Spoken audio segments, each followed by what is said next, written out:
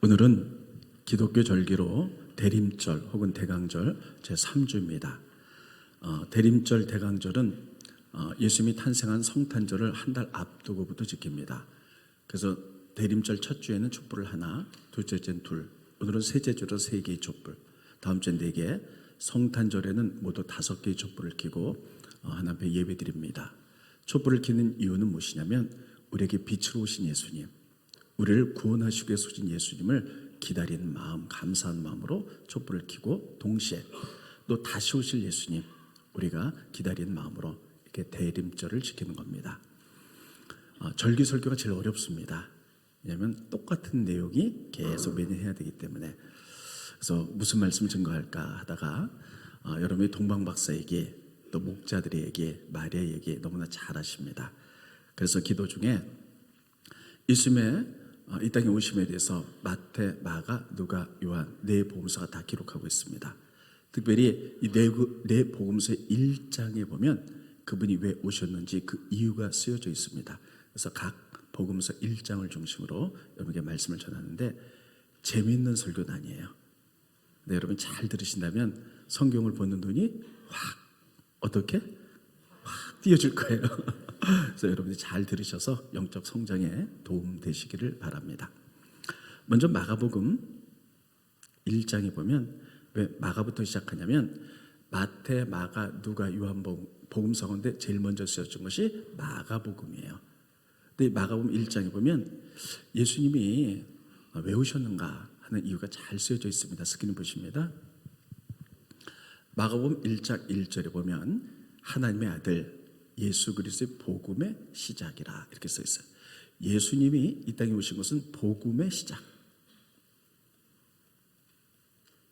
시작이란 말이 영어로 beginning입니다. 영어로 쓰려니까 잘 안 되네. 오래간만에 써서. 네, 시작이라는 거예요.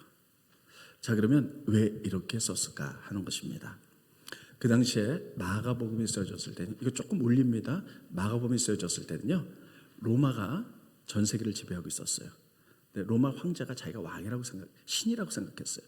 그래서 예수 믿는 사람들 핍박하고 죽이고 옥에 가두고, 그들은 많은 고통과 좌절과 어려움 속에 살아갔어요.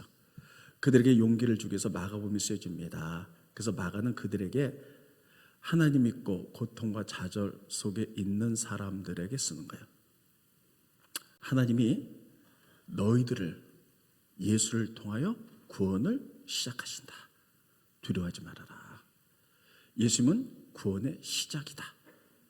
이렇게 용기와 격려 주시기 위해서 비긴이라는 말을 쓰기 시작했어요. 여러분 오신 분들 가운데 정말 살기 어렵고 힘들고 좌절된 분들이 있을 겁니다. 근데 여러분, 하나님 오늘 마가를 통해서 우리에게 이렇게 말씀합니다. 힘들고 어려웠지, 좌절됐지, 그러나 이제 예수님을 통하여 너희들의 구원이 시작되고 있다. 이렇게 말하는 줄 믿으시기를 바랍니다. 이런 성경에 보면요, 비긴이란 위대한 말이 딱 역사를 가른 말이 2번 들어가요. 창세기 1장 1절, 마가 1장 1절입니다. 자, 스크린 보시죠. 태초에, 이게 비기닝이거든요. 하나님이 천지를 창조하셨다. 이게 비기닝. 하나는 뭐냐면 하나님이 태초에 시작하셨어요. 우주 만물을 만드시고 역사를 시작하셨어요. 그런데 많은 사람들이 하나님을 떠나고 죄를 짓고, 여러분 슬픔과 고통과 좌절 속에 살아가요. 그래서 하나님은 그들에게 또 새롭게 예수님을 통해서 다시 시작합니다. 내가 역사를 주관하고 너희를 만들었는데 너희가 타락하고 좌절했으니 이제 나는 예수를 통하여 너희의 구원을 다시 시작한다. 그래서 여러분 성경에 보면 위대한 2번의 시작이 있습니다. 하나님이 천지 만물을 창조하시고 역사를 시작하셨고, 타락한 우리들을 구원하기 위하여 예수님을 통하여 시작하신 줄 믿으시기 바랍니다. 마가복음 1장 1절에 나온 이렇게 시작합니다. 그래서 예수님은 왜 이 땅에 오셨는가? 우리들의 구원을 위하여 오신 줄 믿으시기 바랍니다. 그런데 성경이 이렇게 기록하고 있어요. 복음의 시작이다. 그럼 복음이 뭐냐? 복된 소식이잖아요. 근데 그 당시에 복음이란 말, 유한겔리온이라는 이런 말인데 모르셔도 돼요. 복음이란 말은 누구에게만 쓰였냐? 로마 황제가 하는 말을 다 복음이라고 했어요. 로마 황제를 그 당시 신으로 여겼습니다. 그래서 로마 황제가 하는 모든 말을 밑에 사람들이 아멘, 복된 말씀입니다. 복된 말씀입니다. 이렇게 얘기했어요. 그러나 로마 황제는 그 당시 신으로 여기서도 하나 인간에 지나지 않습니다. 인간의 말, 유한겔리온, 복음은 우리를 구원할 수가 없어요.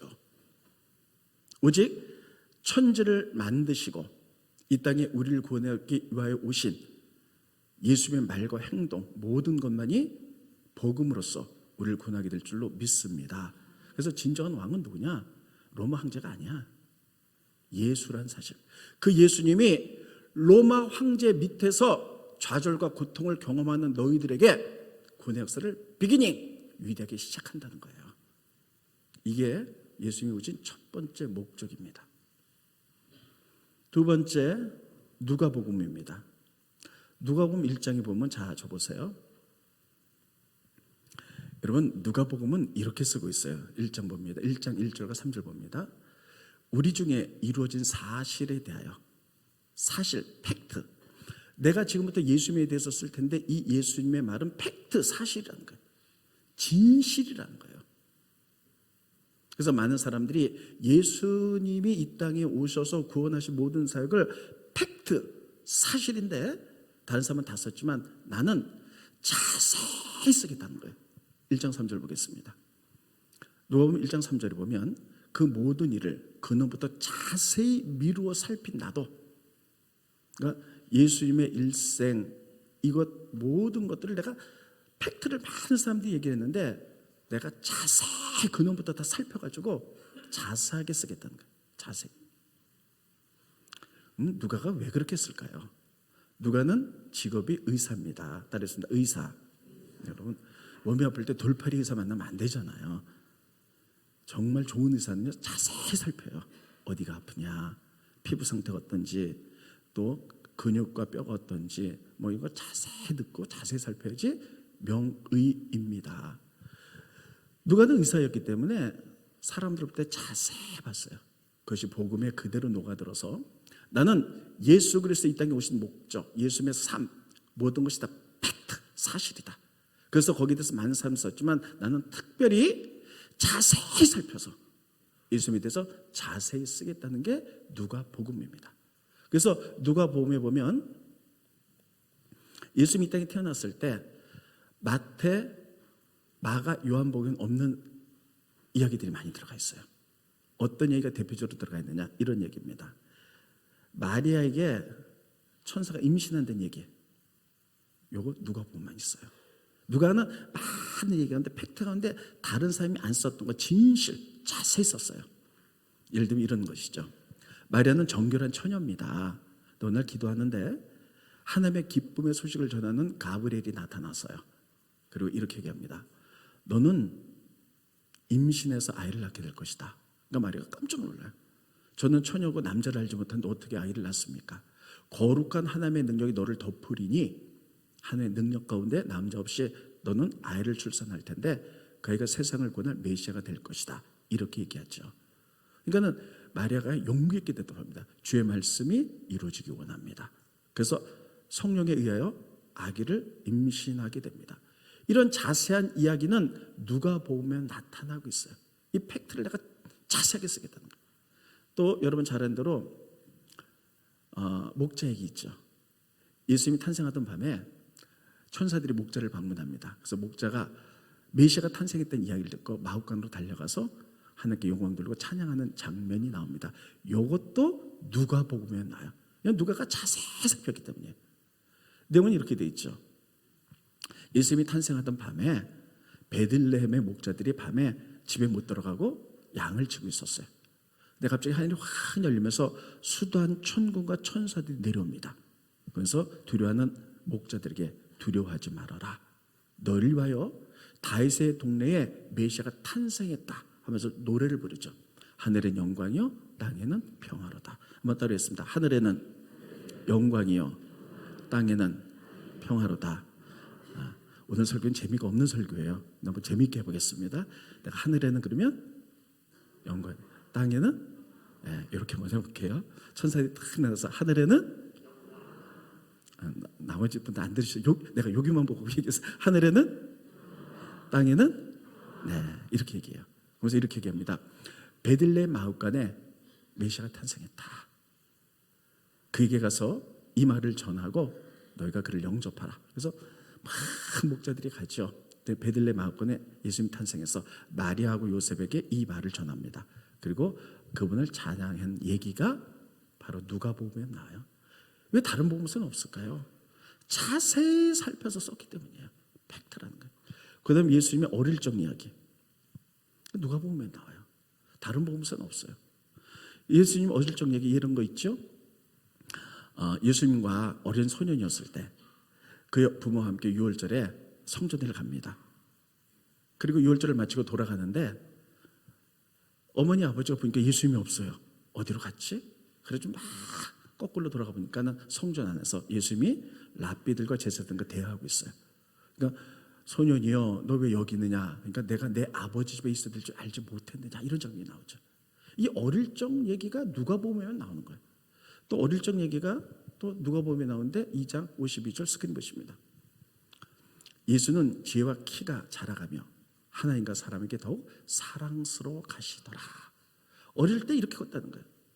왜 누가복음에만 이렇게 나오냐면 누가는 나는 의사입니다. 그리고 예수님에 관한 모든 팩트, 사실을 나는 자세하게 살펴서 자세하게 쓰겠습니다. 이렇게 돼 있어요. 모든 사실을 자세하게 써. 근데 누가복음에 이렇게 나오는 거예요. 예수님이 이런 분입니다. 그런데 우리가 눈여겨봐야 될 것은 목자들이에요. 여러분, 이스라엘 많은 사람들이 메시아를 기다렸어요. 그러면 여러분 천사들이 다 예수님 탄생하던 밤에 왕에게 탁 나타나서 혹은 제사장에게 나타나서 혹은 바리새인에게 나타나서 믿음 좋은 사람에게 나타나서 하늘의 영광 땅의 평화 베들레헴의 메시아가 탄생했다 이렇게 말할 수 있잖아요. 그런데 왜 하필이면 가장 천한 목자일까? 왜 목자는 이스라엘 나라에서 직업으로 따지면 가장 하위층이거든요. 왜 목자였을까? 예수님이 이 땅에 오신 목적을 목자들이 가장 잘 이해할 수 있었기 때문입니다. 예수님이 이 땅에 오신 목적은 십자가예요. 우리의 죄를 위해서 피 흘려 돌아가심으로 말미암아 우리를 구원하시기 위해서 오신 줄 믿으시기 바랍니다. 이것을 제일 잘 이해할 수 있는 사람이 목자들이에요. 여러분 우리가 구파발에서부터 쭉 원당을 통해서 올라보면 지금은 달라졌어요. 근데 구파발에서 원당까지는 그 중간이 전부 다 그린벨트였어요. 옛날에 지하철을 타고 오다 보면 전부 다 비닐하우스입니다. 거기에 채소들이 자라고 있어요. 이 채소들은 그 사람들이 먹으려고 재배하는 채소가 아니에요. 그 채소를 통해서 도시에 공급하기 위해서 이런 채소가 있거든요. 마찬가지로 이스라엘에서 가장 중요한 건 예루살렘입니다. 성전에 1년에 3번 절기 때가 되면 이스라엘 모든 남자 디아스포라 외국에 있는 이스라엘 남자들을 전부 다 성전에서 제사 드리도록 돼 있어요. 많이 모이면 그 당시의 역사가 요세푸스의 기록에 의하면 100만 명이 모입니다. 남자가. 말이 100만 명이죠. 어마어마한 거예요. 근데 이들이 다 양을 가지고 제사를 지내잖아요. 그런데 예루살렘 가까이 있는 사람들은 양을 끌고 올 수 있지만 멀리서 며칠 동안 오는 사람은 양을 끌고 올 수가 없잖아요. 그래서 와서 예루살렘 성전 주변에서 양을 파는 사람에게 양을 사서 피 흘려 제사를 지내는 거예요. 그러니까 그 많은 양들이 필요했어요. 이것을 공급하기 위해서는 예루살렘 주변의 위성도시 베들레헴에서 양을 어마어마하게 많이 쳤어요. 이 베들레헴의 목자들은 이 양이 어떤 양인지 알고 있었던 거예요. 이 양은 우리가 식용 먹으려고 치는 양이 아니라 사람들의 죄를 위하여 피 흘려 사람들의 죄를 용서해 줄 어린 양이라는 거예요. 목자들은 피를 통하여 구원받는 것을 알고 있었어요. 그런데 예수님이 이 땅에 오신 목적은 우리 대신 어린 양처럼 피 흘려 십자가에서 돌아가셔서 우리를 구원하실 이런 목적으로 오셨잖아요. 이걸 가장 잘 이해할 수 있는 사람들이 목자들이었어요. 그래서 누가 보면 목자들이 가장 먼저 나타나셨다. 여러분 누가복음에 의하면 예수님이 탄생하시고 십자가 지시고 돌아가시고 승천하는 것은 팩트 1절에 사실이라고 쓰고 있어요. 그런데 자세히 기록한 이야기들 모두 사실입니다.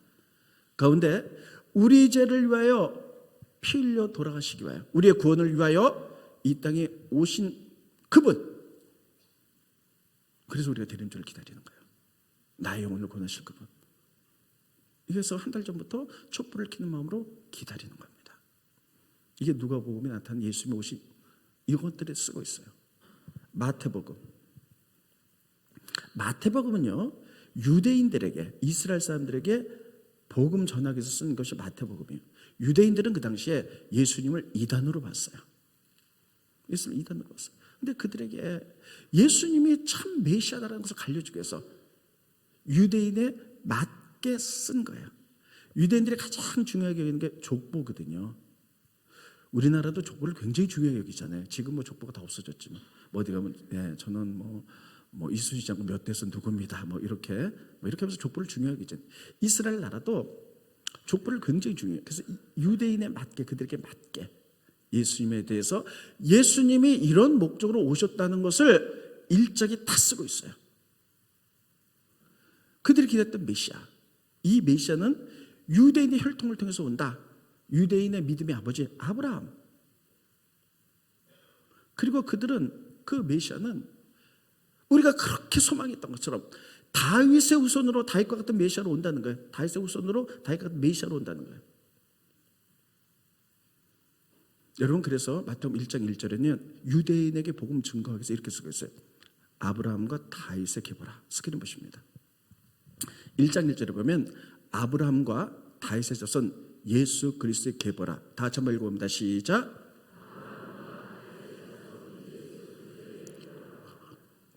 예수님의 족보인데 아브라함보다 많은 선열들 있잖아요. 그런데 딱 둘을 집었어요. 아브라함, 유대인의 조상, 믿음의 조상, 그 혈통을 통해서 태어났고, 또 다윗의 조상. 왜 다윗이냐?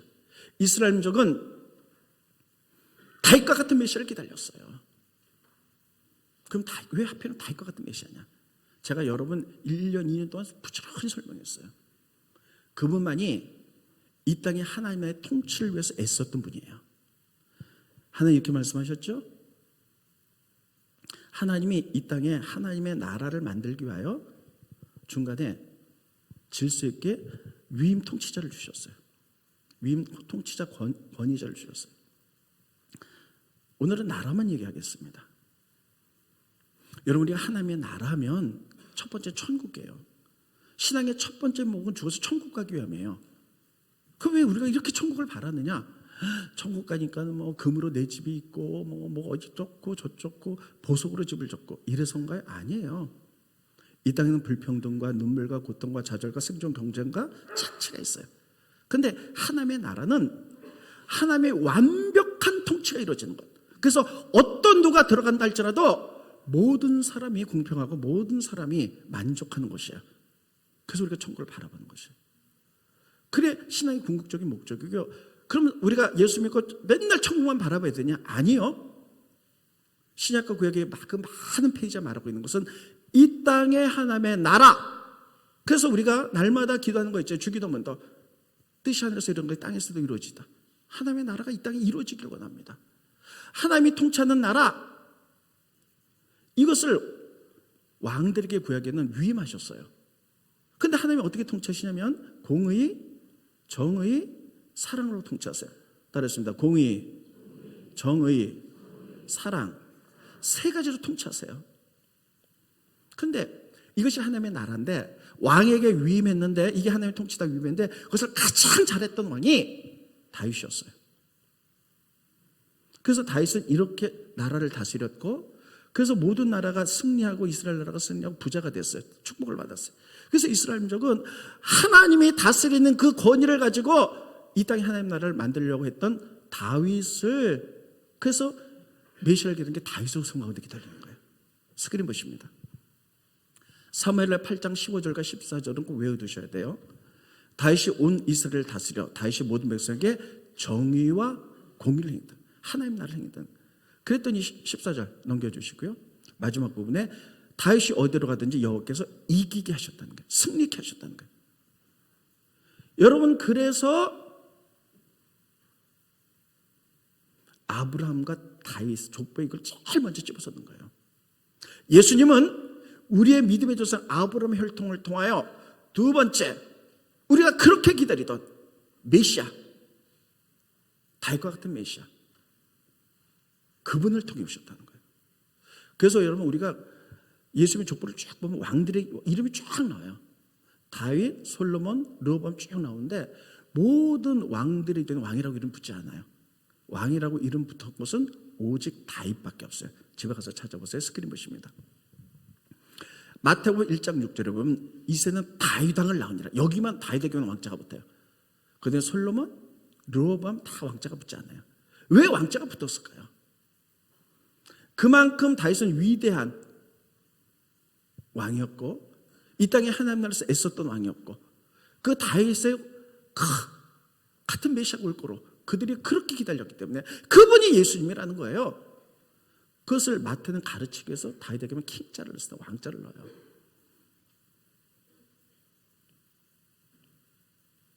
정말 중요한 거, 하나님의 나라. 이것 때문에 예수님이 오셨다는 거예요. 그래서 그분은 우리의 왕이라는 거예요. 따라서 그분은 우리의 왕이시다. 왕이 무엇입니까? 통치하는 자예요. 우리는 그분의 다스림을 받는 자예요. 우리가 이따가도 부를 거예요. 예수 우리 왕이요. 그냥 막 불러요. 그리고 내 멋대로 살아요. 아니요. 예수 우리 왕이요. 당신 나의 왕입니다. 나를 다스릴 것입니다. 나는 당신의 통치를 받고 말씀대로 살 것입니다. 실수가 있다 할지라도 얼른 돌아와서 말씀대로 살 것입니다. 그래서 예수님은 다윗 왕처럼 왕으로 이 땅에 오셨습니다. 이게 마태복음에 이 땅에 오신 목적들을 쓰고 있는 거예요. 그런데 왕으로 오셔서 하나님 나라를 만들었는데 공의와 정의와 사랑에 따라서 공의, 정의, 사랑. 근데 이 땅을 공의와 정의로만 나가면요, 네가 옳다 내가 옳다 그래서 우리나라 같은 꼴이 납니다. 전부 다 자기만 옳다 그러잖아요. 분열만 일어나요.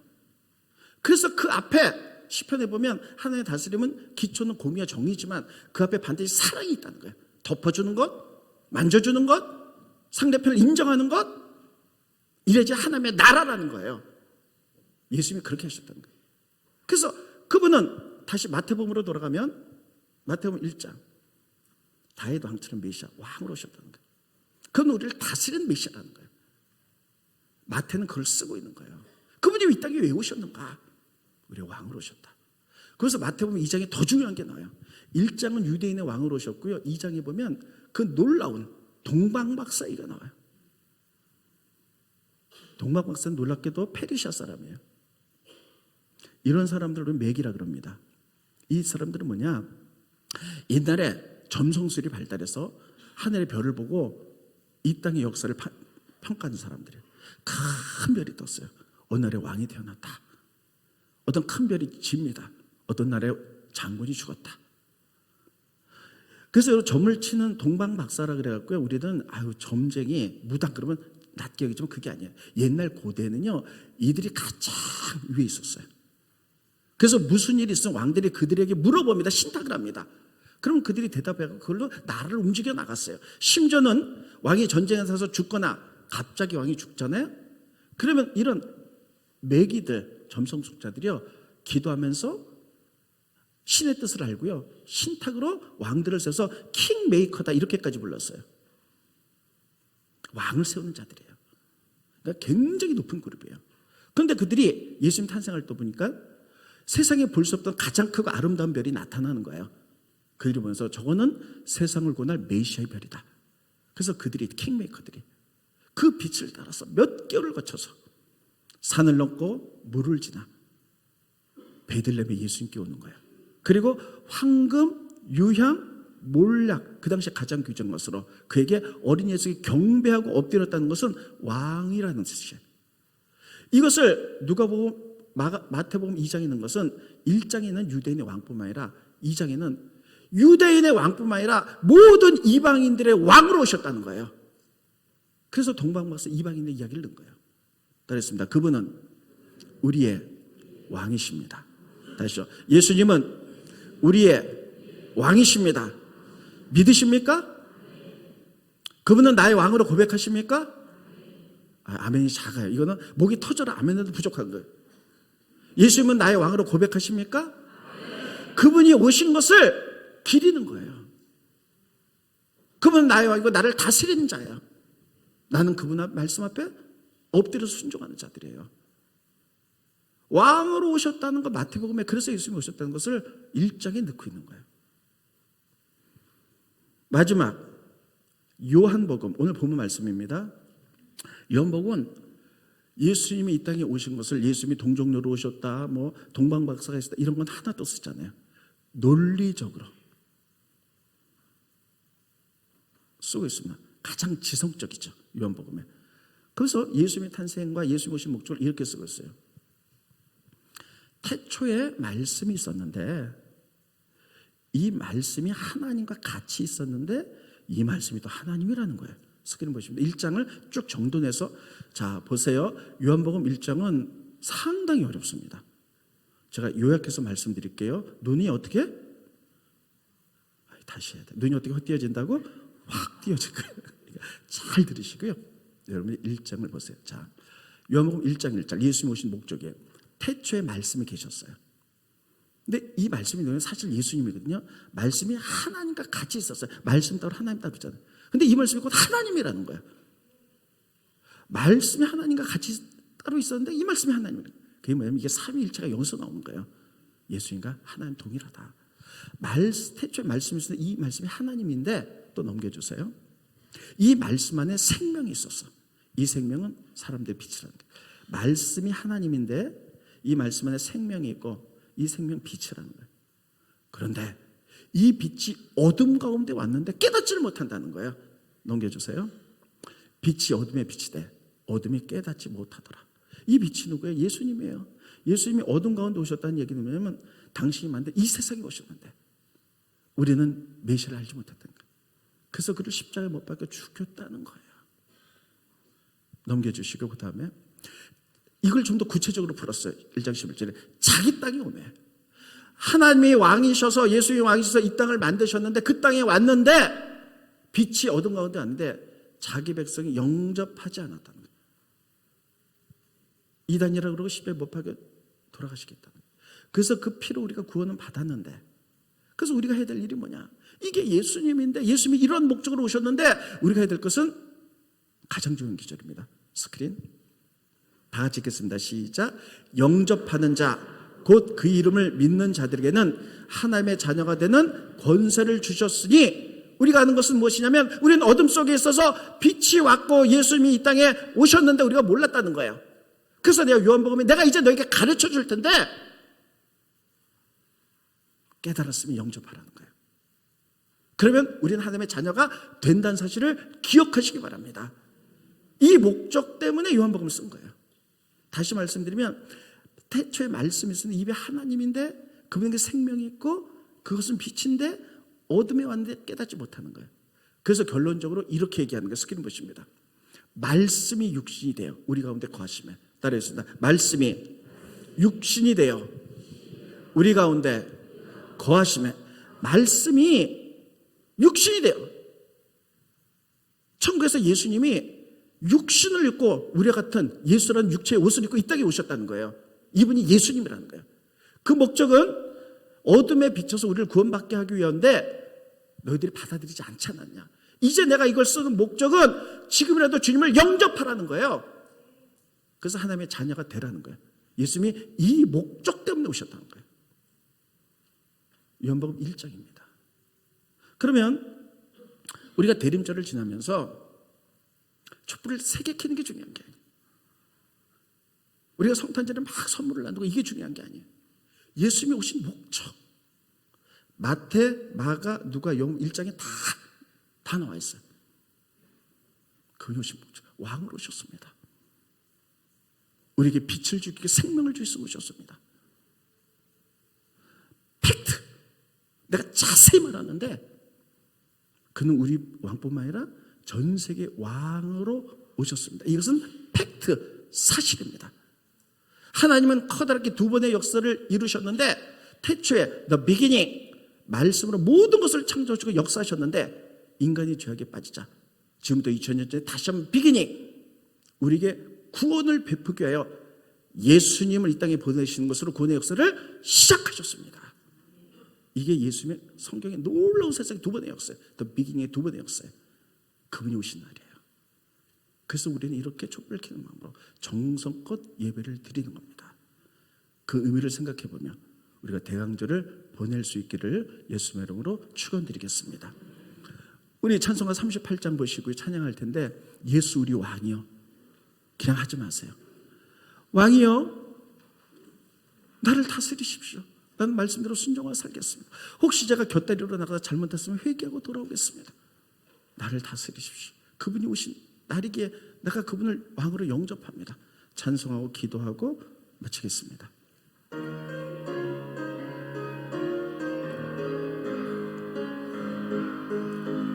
예수 우리 왕이여, 이곳에 오셔서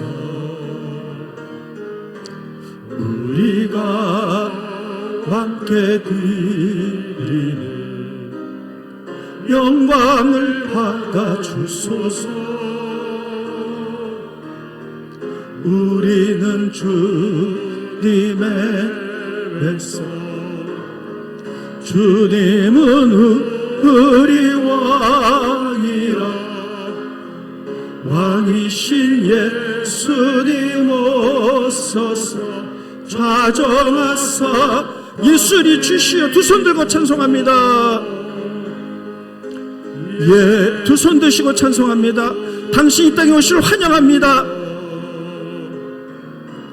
이곳에 오셔서 우리가 주께 드리는 찬양을 받아 주소서.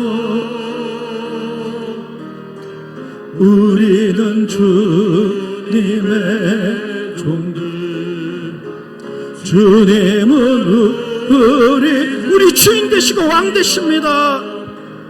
주의 신 예수님 오소서. 이 찬양을 받아주소서. 여러분 시간에 통성으로 기도할 텐데요, 두 손 들고 기도합니다. 기억하세요. 소리 내세요. 주님 환영합니다. 대왕절을 지내며 우리에게 빛으로 생명을 오시고 우리의 왕으로 오신 예수님을 환영합니다. 우리가 영접했으니 빛이 어둠 가운데 왔으나 깨닫지 못했다 그랬는데, 이제 깨닫게 우리를 사용하십시오. 우리가 전하겠습니다. 주여 한 다음에 우리 다같이 통성으로 1분간 기도합니다. 주여 한 번 하십니다. 주여! 할렐루야 할렐루야 할렐루야. 지금도 살아서 역사하신 아버지, 은혜를 진심으로 감사함을 드립니다. 대왕절 3주를 보내면서 아버지, 마태마가 누가 요한복음에 나타나는 예수님이 땅에 오신 목적에 대해서 우리 하나님 말씀을 들었습니다. 하나님 팩트, 이것은 사실이라고 누가는 말하고 있습니다. 자세히 볼 때에 아버지, 이제 유대인의 왕뿐만 아니라 우리의 메시아 왕으로 오셨음을, 우리의 왕임을 선포합니다. 또 아버지, 그 가운데는 말씀이 육신이 돼서 이 땅에 왔는데 그 가운데 생명이 있고 빛이 있어서 우리가 영접하게 하셔서 하나님 자녀 되게 하시니 감사함을 드립니다. 그러나 어둠이 빛 가운데 왔지만 어둠이 깨닫지 못했다 그랬습니다. 아버지, 빛이 어둠 가운데 왔지만 깨닫지 못했다 그랬습니다. 아버지 하나님, 이제 영접하는 자에게 하나님 자녀를 주신다고 말씀했는데 말씀이 육신 돼서 이 땅에 오셨는데 깨닫지 못했던 우리들이 먼저 깨달았사오니 아버지, 증거할 수 있도록 도와주시고 이 땅에 하나님 나라를 위해서 우리가 애쓰고 노력하며 선포하며 하나님의 소망인 이 땅에 하나님을 세워간 저희들이 되어갈 수 있도록 축복하여 주시옵소서. 고마우신 주님, 은혜를 감사함을 드립니다. 대림전 3주를 지내면서 이 땅에 예수님이 왜 오셨는가, 그 의미를 마태, 마가, 누가, 요한복음을 통해서 1장의 이야기를 통해서 깨닫습니다. 우리의 왕으로 오셨습니다. 아버지, 특별히 우리에게 빛으로 생명으로 오셨습니다. 빛이 어둠 가운데 오나 깨닫지 못했다 그랬는데 영접하는 자에게 하나님 자녀를 되게 하는 권세를 주셨어. 우리가 영접하여 하나님 자녀 되게 하시니 감사함을 드립니다. 그건 아직까지 빛이 왔는데도 불구하고 어둠이 깨닫지 못하는 세상의 사람들에게 이 땅에 메시아 오심을 증거하는 입술들이 되어갈 수 있도록 축복하여 주시옵소서. 예수님의 이름으로 기도합나이다. 아멘.